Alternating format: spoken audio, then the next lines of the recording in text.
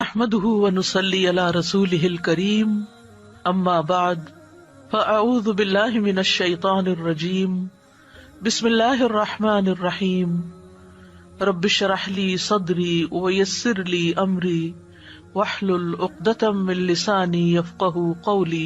مومن اپنے ہر کام کا آغاز بسم اللہ سے کرتا ہے، اللہ کے نام سے کرتا ہے، کیونکہ اللہ ہی نے ہمیں پیدا کیا ہے، اللہ ہی ہمیں رزق دے رہا ہے، اللہ ہی کی طرف ہمیں لوٹ کر جانا ہے۔ لہٰذا ہمیں اس زندگی میں ہر کام کرتے ہوئے اپنے رب کو یاد رکھنا چاہیے۔ قرآن مجید کا آغاز بھی اللہ سبحانہ تعالیٰ نے بسم اللہ سے کیا، اور ہمارے لیے یہی مشروع کیا کہ ہم اپنا ہر قول اور عمل بسم اللہ کے ساتھ شروع کریں۔ پہلی وحی کا آغاز بھی اللہ کے نام کے ساتھ ہوا۔ جبریل امین نے پہلی مرتبہ جب نبی صلی اللہ علیہ وسلم کو قرآن مجید کی پہلی آیت سکھائی تو فرمایا اقرأ بسم ربک الذی خلق، اپنے رب کے نام سے پڑھ جس نے پیدا کیا۔ تو گویا عبادت ہو یا ہمارے دنیا کے کام ہو، ان سب میں ہمیں اپنے رب کو یاد رکھنا ہے، اور اس کے بے شمار فائدے بھی ہیں۔ اللہ سبحانہ تعالیٰ کا نام بابرکت ہے، لہٰذا جب ہم اللہ کے نام سے کوئی کام شروع کرتے ہیں تو ہمارے کاموں میں برکت پیدا ہو جاتی ہے۔ قرآن مجید میں آتا ہے تبارک اسم ربک ذو الجلال والاکرام، بہت بابرکت ہے تیرے رب کا نام جو بہت عظمت والا، اکرام والا ہے۔ جب ہم عبادت کرتے ہیں تو کہتے ہیں ایاک نعبد و ایاک نستعین، صرف تیری ہی ہم عبادت کرتے ہیں اور تجھی سے ہم مدد چاہتے ہیں، کیونکہ ہم کمزور ہیں، ہم اللہ کی عبادت کا حق ادا نہیں کر سکتے۔ اس لیے کوئی بھی کام جو عبادت کی نوعیت سے تعلق رکھتا ہو، یعنی خاص عبادات سے، ان کے آغاز میں بھی اللہ کا نام لینا چاہیے، کیونکہ اس سے اللہ کی مدد حاصل ہوتی ہے، اور پھر مزید نیک کاموں کی توفیق بھی ہوتی ہے۔ انسان برائی سے بچتا ہے، شیطان کے وار سے محفوظ رہتا ہے، کیونکہ اللہ تعالیٰ کی مدد، توفیق اور سپورٹ انسان کو حاصل ہو جاتی ہے، اور انسان کے اندر کوئی فخر اور غرور نہیں آتا۔ وہ یہی سمجھتا ہے کہ جو بھی نیک کام میں کر رہا ہوں وہ اللہ کی مدد سے، اللہ کی توفیق سے ہی کر رہا ہوں، اس میں میرا اپنا کوئی کمال نہیں۔ وما توفیقی الا باللہ، نہیں مجھے توفیق مگر اللہ کے نام کے ساتھ ہی۔ پھر اسی طرح جب انسان بسم اللہ سے کام کا آغاز کرتا ہے تو انسان کو اخلاص نصیب ہوتا ہے، کیونکہ جب اللہ کا نام لیا تو اللہ کے نام کے ساتھ اللہ ہی کے لیے کام کرنا چاہیے جو بھی کچھ ہم کریں، اور پھر اگر وہ کام صحیح ہے، عبادت کا ہے یا دنیاوی امور سے متعلق ہے، تو پھر ہماری نیت اور ہمارا قبلہ درست ہو جاتا ہے، انسان کو اخلاص نصیب ہو جاتا ہے۔ پھر اسی طرح یہ ہے کہ انسان جب اللہ کے نام کے ساتھ کوئی کام کرتا ہے تو اللہ کی نعمتوں کی یاد دہانی بھی ہوتی ہے۔ مثال کے طور پر اگر آپ پانی پی رہے ہیں تو جب آپ پانی پینے لگتے ہیں تو بسم اللہ کہتے ہیں، اور جب بسم اللہ کہتے ہیں تو آپ کو اللہ کی یاد آ جاتی ہے، اور پھر ساتھ ہی وہ نعمت جو آپ استعمال کر رہے ہیں اس کے بارے میں غور و فکر بھی نصیب ہوتا ہے کہ یہ اللہ نے پانی پلایا ہے، اور پھر انسان کا غور و فکر اسے کہیں سے کہیں لے جاتا ہے، اس کے اندر ایک وسعت پیدا ہوتی ہے، وہ سوچتا ہے کہ یہ پانی میرے گلاس میں کہاں سے پہنچا، کس نے اتارا۔ تو ظاہر ہے کہ پانی کا پیدا کرنے والا بھی اللہ ہے، اور تمام چیزوں کو اللہ سبحانہ تعالیٰ نے پانی سے پیدا کیا۔ ہم تک جو پانی پہنچتا ہے کچھ تو زمینی ذرائع سے اور بیسیکلی بارش کے ذریعے آتا ہے۔ بارش کیسے آتی ہے؟ سمندروں کا پانی بخارات کی شکل میں اوپر اٹھتا ہے اور پھر بادلوں کی شکل میں جہاں اللہ چاہتا ہے برساتا ہے۔ جب بادل برستے ہیں یا برف پڑتی ہے تو پہاڑوں کی چوٹیوں پر اور مختلف جگہوں پر یا تو پانی جم جاتا ہے یا پھر ندی نالوں کی شکل میں، دریاؤں کی شکل میں بہنے لگتا ہے، اور کچھ پانی رس کر زمین کے اندر چلا جاتا ہے، چشموں کی شکل اختیار کر لیتا ہے، اور پھر مختلف ذرائع سے ہوتے ہوتے وہ ہم تک پہنچتا ہے جسے ہم پیتے ہیں، اور جب پیتے ہیں تو پھر اللہ کا شکر ادا کرتے ہیں اور آخر میں الحمدللہ کہتے ہیں۔ لیکن اگر اتنے اہتمام کے ساتھ جو پانی میرے گلاس میں پہنچا اس کو میں نے اللہ کو یاد کیے بغیر، نعمت دینے والے کا نام لیے بغیر ہی پی لیا، تو اس سے بڑھ کر ناشکری کیا ہو سکتی ہے۔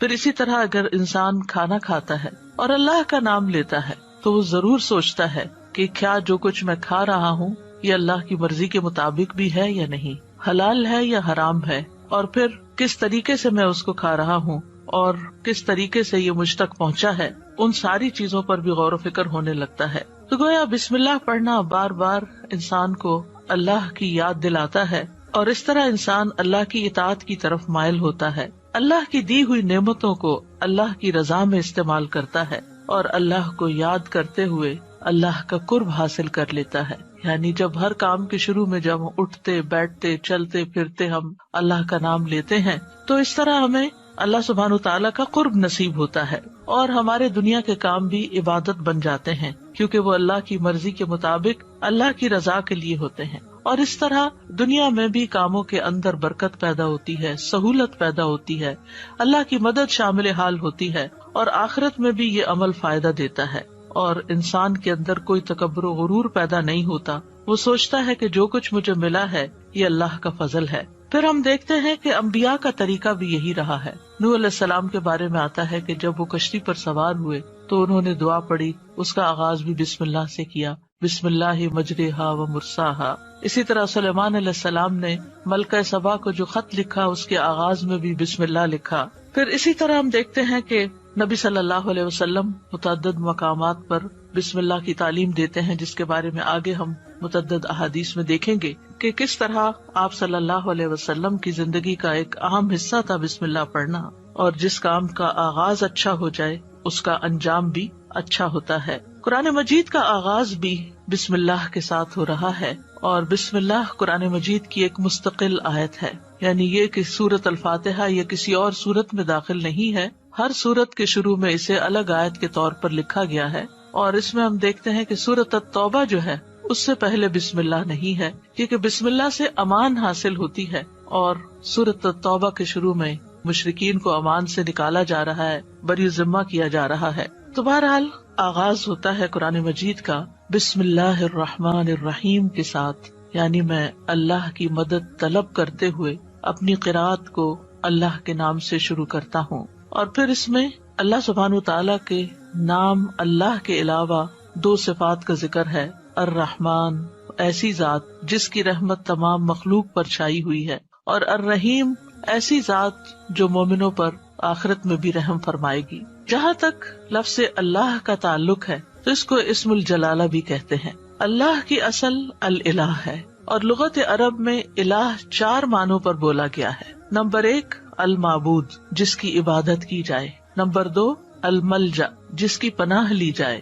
نمبر 3 المفزوع الیہ گھبراہٹ میں جس سے مدد حاصل کی جائے، نمبر 4 المحبوب وہ محبوب جس کے ساتھ عظیم محبت ہو اور اس کے بارے میں عقلیں حیران ہو جائیں۔ تو اللہ کا لفظ اللہ سبحانہ تعالیٰ کا اسم ذات ہے، یعنی ذاتی نام ہے، سب ناموں سے عظیم اور اعلیٰ ہے، اور یہ جلیل القدر نام اللہ سبحانہ تعالیٰ کے جتنے بھی باقی نام ہیں وہ سب اسی نام کی طرف لوٹتے ہیں، یعنی وہ اللہ ہی کے نام اور اللہ ہی کی صفات ہیں۔ اور اس کو امام غزالی کہتے ہیں کہ یہ اللہ تعالیٰ کے ناموں میں سے سب سے زیادہ عظیم نام ہے، کیونکہ یہ اس ذات الہی پر دلالت کرتا ہے جو تمام صفات الہیہ کو جمع کرنے والی ہے، یہاں تک کہ کوئی بھی صفت اس سے جدا اور علیحدہ نہیں ہو سکتی۔ یعنی اللہ تعالیٰ کے جتنے بھی باقی اچھے اچھے نام ہیں وہ سب اللہ ہی کے نام ہیں۔ وَلِلَّهِ الْأَسْمَاءُ الْحُسْنَى کہ اللہ ہی کے لیے ہیں اچھے اچھے نام۔ سورۃ الاسراء میں آتا ہے قُلِ ادْعُوا اللَّهَ أَوِ ادْعُوا الرَّحْمَٰنَ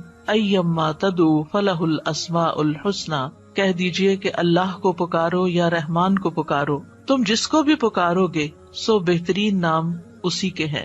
اسی طرح سورۃ الحشر میں آتا ہے هُوَ اللَّهُ الْخَالِقُ الْبَارِئُ الْمُصَوِّرُ لَهُ الْأَسْمَاءُ الْحُسْنَى وہ اللہ ہی ہے جو خاکہ بنانے والا ہے، گھڑنے ڈھالنے والا ہے، صورت بنا دینے والا ہے، سب اچھے اچھے نام اسی کے ہیں۔ اسی کی تسبیح کر رہی ہے ہر وہ چیز جو آسمانوں اور زمین میں ہے، وہی سب پر غالب کمال حکمت والا ہے۔ تو اس لیے بہت ضروری ہے کہ جب ہم بسم اللہ مختلف مقامات پر کہتے ہیں تو ہمیں اللہ کی پہچان بھی ہونی چاہیے۔ اللہ سبحانہ تعالیٰ کو پہچاننا بھی ضروری ہے، اور اس کی پہچان اس کی نشانیوں کے ساتھ بھی ہوتی ہے جو کائنات میں پھیلی ہوئی ہیں، اس کی پہچان اس کی کتاب کے ذریعے بھی ہوتی ہے، اور اس کی پہچان نبی صلی اللہ علیہ وسلم نے بھی کروائی ہے۔ لہٰذا اگر ہم اللہ تعالیٰ کو پہچانیں گے تو ہم صحیح طور پر پورے شعور کے ساتھ بسم اللہ ادا کریں گے۔ بلحجیم قبیلے کے ایک آدمی سے روایت ہے، وہ کہتے ہیں کہ میں نے پوچھا اللہ کے رسول آپ کن چیزوں کی دعوت دیتے ہیں؟ نبی صلی اللہ علیہ وسلم نے فرمایا میں اس اللہ کی طرف دعوت دیتا ہوں جو یکتا ہے. قال ادعو الی اللہ وحدہ. کون ہے اللہ؟ وہ اللہ کہ جب تم پر کوئی مصیبت آتی ہے اور تم اسے پکارتے ہو تو وہ تمہاری مصیبت دور کر دیتا ہے، اور جب تم کسی بیابان اور جنگل میں راستہ بھول جاؤ اور اس سے دعا کرو تو وہ تمہیں واپس پہنچا دیتا ہے. جب تم قحط سالی میں مبتلا ہوتے ہو اور اس سے دعا کرتے ہو تو وہ پیداوار ظاہر کر دیتا ہے، یعنی تمہارے سب کام وہی بناتا ہے. لیکن یہاں خاص طور پر اس آیت کے اندر یعنی بسم اللہ الرحمن الرحیم کے اندر اللہ سبحانہ وتعالیٰ نے اپنا جو تعارف کرایا ہے، اپنی جو پہچان کرائی ہے، وہ اپنی صفت رحمت کے ساتھ کروائی ہے کہ کون ہے اللہ؟ وہ جو بے حد مہربان، بہت ہی زیادہ مہربان. الرحمن فعلان کے وزن پر مبالغے کا صیغہ ہے کہ جو بہت ہی زیادہ، یعنی انسان کی عقل اس کو کمپریہینڈ کر ہی نہیں سکتی کہ وہ کتنا مہربان ہے. اور پھر مزید اسی صفت سے، صفت رحمت ہی سے الرحیم کا لفظ آیا کہ جو بار بار رحم کرنے والا ہے. لہٰذا اللہ سبحانہ تعالیٰ وہی ہے جو اپنی رحمتیں نچھاور کرتا ہے، اور رحمت کا مطلب ہے نرمی اور شفقت کرنے والا. گویا اللہ سبحانہ تعالیٰ کی صفات میں اللہ تعالیٰ کے اپنے بندوں کے ساتھ، اپنی مخلوق کے ساتھ معاملہ کرنے میں نرمی اور شفقت ہے. اور رحمان اور رحیم دونوں صفات اللہ ہی کی ہیں، دونوں نام اللہ ہی کے ہیں، لیکن دونوں میں تھوڑا فرق ہے. رحمان ایسی رحمت والا جس کی رحمت دنیا کی تمام مخلوقات کو اور آخرت میں مومنوں کو بھی شامل ہے، یعنی یہ رحمت عام ہے.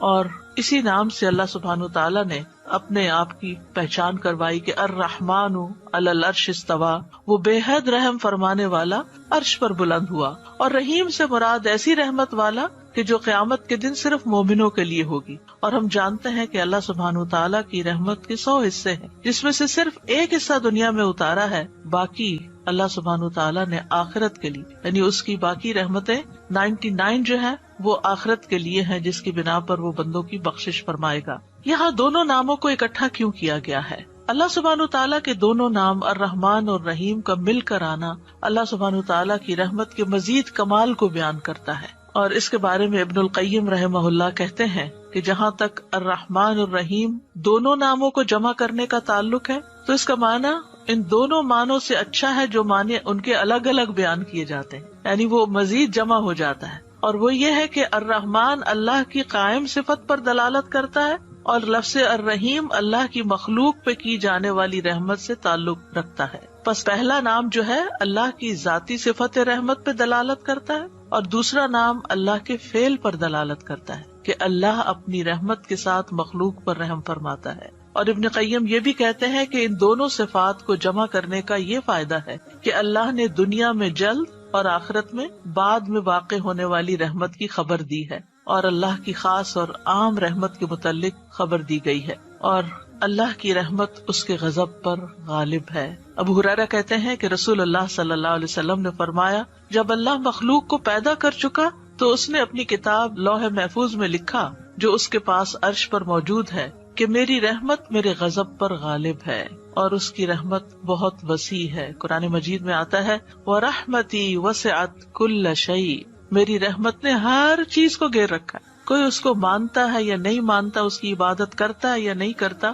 جتنے بھی ہم دنیا میں لوگ چل پھر رہے ہیں، سخت نافرمانیاں کرتے ہیں، لیکن اس کے باوجود وہ ہمیں جینے کی مہلت دیتا ہے، رزق دیتا ہے، ہمارے کام سنوارتا ہے، ہمیں مشکلات سے بچاتا ہے. تو اللہ کے یہ دونوں نام جو ہیں، انسان کو اگر ان کی پہچان ہو جائے تو ہر غم اور پریشانی اس کی دور ہو جائے. کیونکہ ہر تکلیف میں، ہر مشکل میں اگر انسان یہ یاد کر لے کہ میرا رب بڑا ہی مہربان ہے، بڑی ہی رحمت فرمانے والا ہے، تو انسان کی پریشانی دور ہو جائے کہ وہ ہے کوئی جو میری مشکل آسان کر سکتا ہے، اور وہ اپنی رحمت فرمائے گا اور ضرور کر دے گا. تو ہمیں ہر کام سے پہلے بسم اللہ پڑھنی چاہیے، کیونکہ اللہ سبحانہ تعالیٰ کا نام لینے والا کامیاب ہوتا ہے. جیسے کہ قرآن مجید میں آتا ہے قد افلح من تزکا وذکر اسم ربہ فصلی، بے شک کامیاب ہو گیا جو پاک ہوا اور اس نے اپنے رب کا نام یاد کیا.